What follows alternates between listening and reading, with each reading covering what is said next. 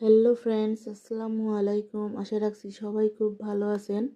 আমিও আলহামদুলিল্লাহ ভালো আছি। বন্ধুরা, আজ একটা শীতের সবজি ফুলকপি আর আলু দিয়ে অসম্ভব মজাদার একটা চচ্চড়ি রেসিপি নিয়ে এসেছি।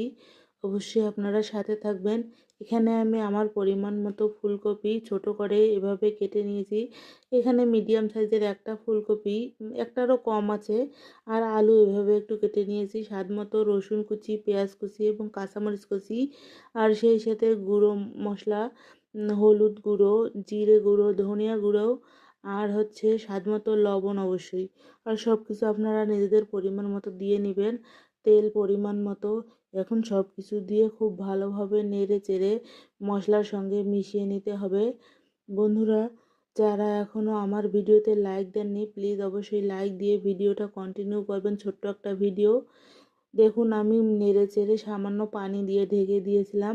এখন পানিটা প্রায় শুকিয়ে এসেছে। এই পর্যায়ে আমি স্বাদ মতো ধনেপাতা কুচি, অবশ্যই এই রেসিপিতে আর শীতের দিনে ধনেপাতা কুচি তো দিলে স্বাদও বাড়ে আর খেতেও ভালো লাগে। দেখুন, খুব ভালোভাবে সিদ্ধ হয়ে গেছে। ফুলকপি আলু একসঙ্গে মিশে গিয়েছে, মনে হচ্ছে সবগুলো আলু। উম, ফুলকপি এতটাই সিদ্ধ হয়ে গেছে, দেখুন অনেকগুলো মানে ভেঙেও গেছে আর অনেক কালারফুল হয়েছে। বন্ধুরা, এভাবে অবশ্যই ট্রাই করে দেখতে পারেন। আমি একদম শুকনো করে ভাজি করে নিয়েছি। এগুলো রুটি, পরোটা, ভাত সব কিছুর সাথেই ভালো লাগবে। অবশ্যই এভাবে একবার ট্রাই করতে পারেন। আবার অনেকে শুটকি বা মাছ দিয়েও ট্রাই করতে পারেন, মাছ দিয়েও অনেক ভালো লাগে। আমি এমনি এভাবে ভাজি করেছি। ভালো লাগলে শেয়ার করবেন।